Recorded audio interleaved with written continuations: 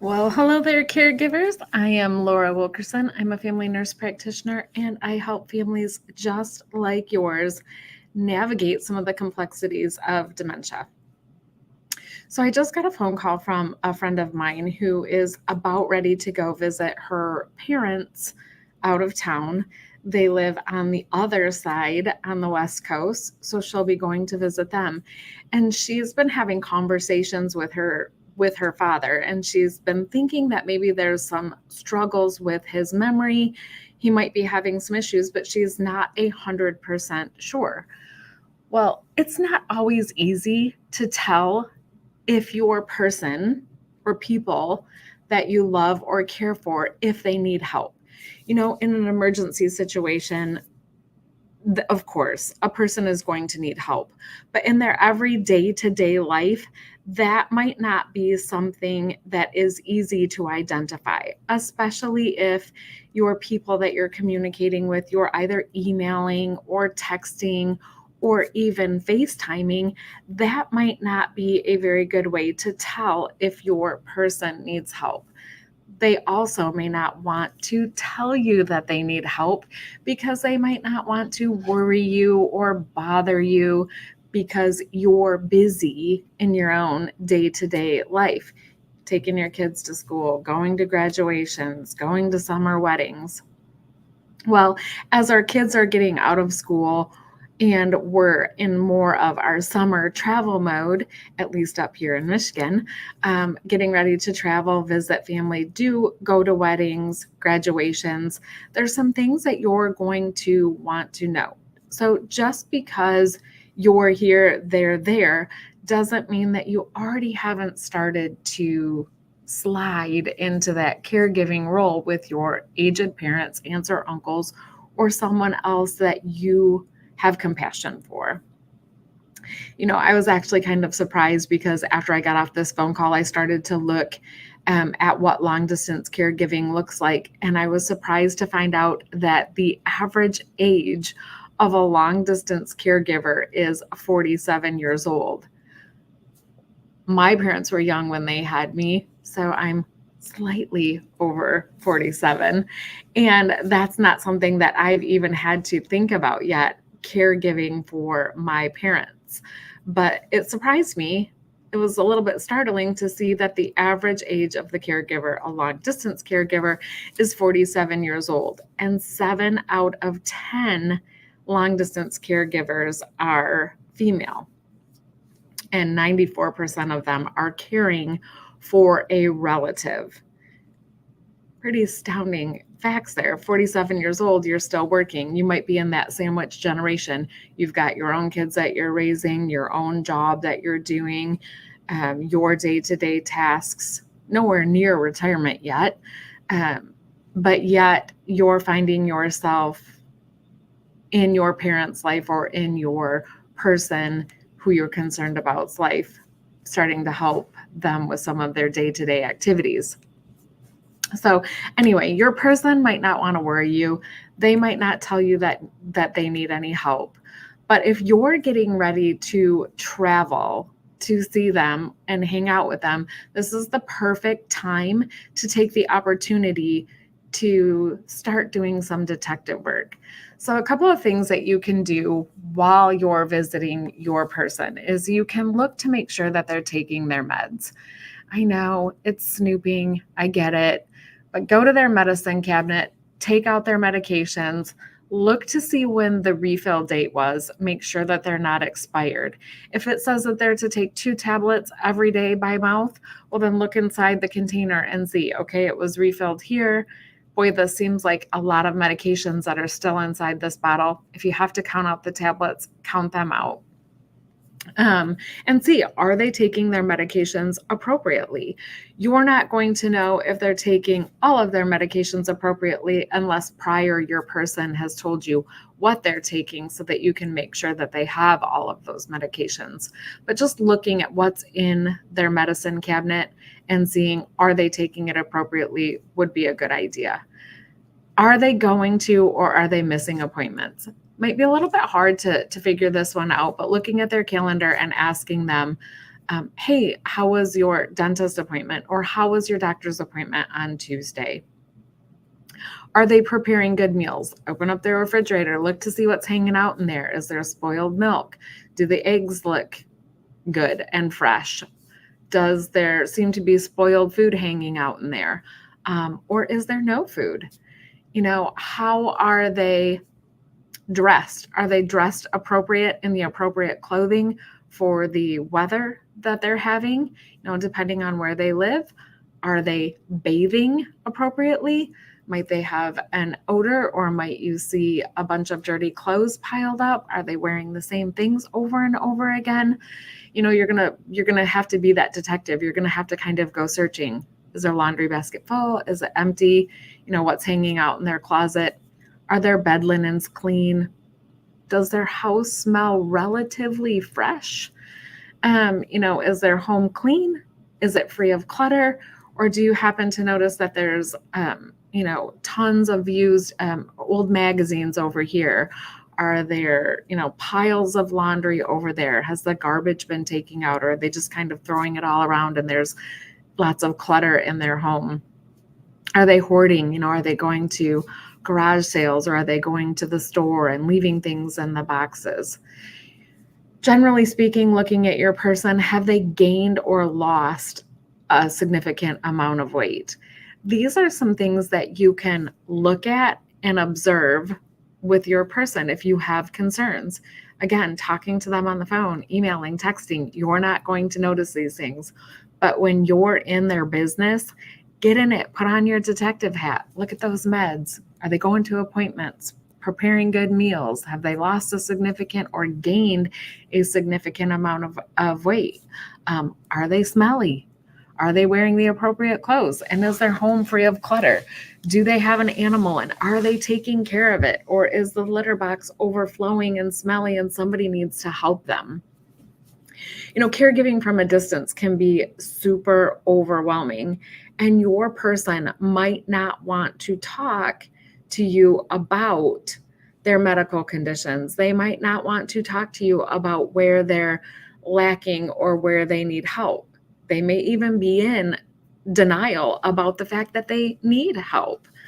So, what are some ways that you might be able to help them in the long term? You're there for a short minute. You might be there, like I said, for that graduation, for that wedding, or just for a visit because you have some concerns and you want to check in on your person. Well, with their permission, approach this lightly, because they might not be too kind to asking for your help or wanting your help. But some things that you can offer to help your person from a distance that might be easy to maintain are maybe asking them if they need help with their financial affairs. It's always good to protect our loved ones from the scams, from all of the scamming people out there, from calling about insurance claims saying you owe money, or, saying your grandchild's in trouble. By having that extra layer of protection, by protecting their funding, you'll have to go to the bank and have your name put on their account, but helping them manage their bills, their house payments and stuff like that, you can help them with their insurance and paying their insurance bills. If your person needs a little bit more help, maybe asking them if they'd like somebody to come in and do some light housekeeping to help them keep their home clutter-free, because they can't possibly get between levels in their home anymore. So maybe one level is much more dirty, or maybe they need help with that cat litter. So arranging for informal care to come inside of the home, maybe somebody that comes and cooks with them, prepares a couple of frozen dinners with them and puts them in the fridge.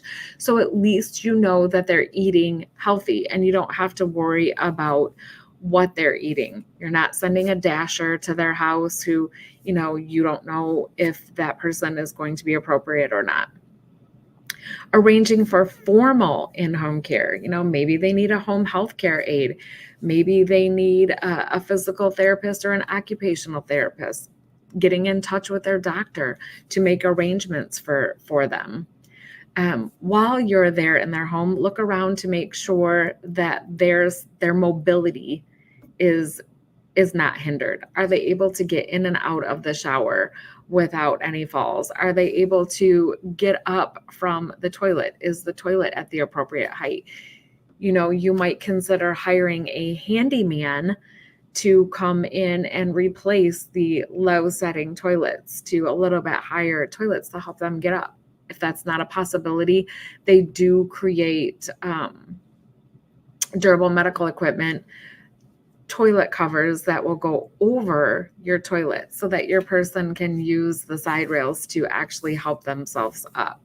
So ordering their their durable medical equipment for them, putting their medications on shipping so that their refills are coming in at an appropriate time. Being an information coordinator. Now, this one's going to require a little bit of work. So in order to get medical information, if your person is still capable of taking care of themselves and they don't need a durable power of attorney or a healthcare proxy, you're going to have to get permission from your loved one to speak to their physician. I think that this is particularly important in any case. I have families call me all the time and they want to discuss their loved one's medical information. But if your loved one hasn't given me permission to talk about their medical history with you, I am not going to do it. There's HIPAA in place to protect your loved one. Now, if your loved one gives me written permission to give you this information, then I will be more than happy to share that with you. So getting a letter from your loved one and taking it into their doctor's office or sending it to their doctor's office. I know I have told both of my parents, you better have me on your medical information sheets, because if I ever have questions or thoughts or concerns, I'd like to be able to, with your permission, talk to your provider. Haven't really had to do that yet, but it's there in the event that I need it. Or my parents go into the hospital, I'm listed as an emergency contact. They live in Florida, I live in Michigan. So if I need that or want that, I can always call in. My mom has made sure that that's a thing for me. So making sure that you give that information to the physician. If they're in the hospital, make sure that the hospital has that information on file. And then being an information coordinator, you can take all of their visits from their specialist, from their PCP, their therapy appointments, put them in a binder, and you can hang on to that information so that you have it in one spot, making sure that in the event that your person forgets, or maybe they go into the hospital and they don't come out the same way that they went in, you have all of that information available at your fingertips. I think the next thing that you can do to help them is helping them with their advanced directives. If your person doesn't have advanced care planning in place, it is never too soon to start having that discussion. What are your life's wishes? What are your end of life's wishes?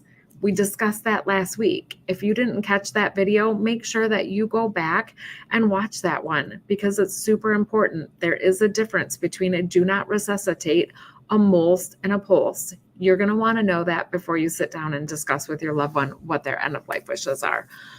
But making sure that you have those documents in place so that you can respect your person's wishes, maintain their dignity, and follow through with what their plan was. Again, find and organize and update any paperwork. Where's their mortgage? Where's their bank statements? What bills do they have out there? Do they have bills out there? Where's their Medicare information? Were they a veteran? Do you have all of that stuff compiled? Because the worst thing is to have to gather all that information in an emergency. So start gathering it now while you have time. Make a checklist. What are all of the things that they have? And slowly start to organize those and put those in order. Start talking to your loved one about long-term care. In the event that you still live there, they still live here, do they want to move closer to you? Do they want to, is it doable for them to live with you? Are you capable of caring for them? If not, what does that look like for them? Would they want to go into senior housing if appropriate? Would they want to go into assisted living as appropriate? And how do they feel about memory care? Along with that, I think comes, how do you feel about hospice? If it's time, when it's appropriate, how do you feel about hospice? Those are great conversation starters if you can have those with your person ahead of time. My last suggestion is really super important. So if you're doing something, come back to me, listen. It's super important that you take care of yourself. If you are in this average age group, 47 years old, and you're running your children to baseball, you're running them to soccer, you're yourself going and, working from 9 to 5, coming home, making dinner, cleaning up. Your spouse is helping, he's doing his thing, you're doing your thing, and you're exhausted. There's going to be no way that you can take care of somebody else if you first aren't taking care of yourself. This is super important. It might be something small. You might not have that time. Maybe you don't have the finances, but do something small. It might be a walk for yourself. It might be journaling. It might be reading a book. For me, it is taking long walks after I get out of work, decompressing, audibles in my ear. Lulu is either in her carriage or I'm walking her along, but that walk is everything to me. And I'm pretty adamant about making sure that I get that in, rain or shine, because there's something about being outside and my feet on the ground, taking those steps and breathing the air in and out and listening to a book and thinking about nothing else. So it's the small things. So take care of yourself first so that you can better take care of your other people that you love in your life. If you have any questions or comments, drop them below. Next week, we're going to be talking about how to get the help, how to organize yourself, maybe your family, your siblings, or other caregivers that you can incorporate if you're a long distance caregiver. I'll drop below that video from last week about advanced directives if you missed it, and share this out to anybody that you know that might be a long distance caregiver. Take care. Have a great weekend.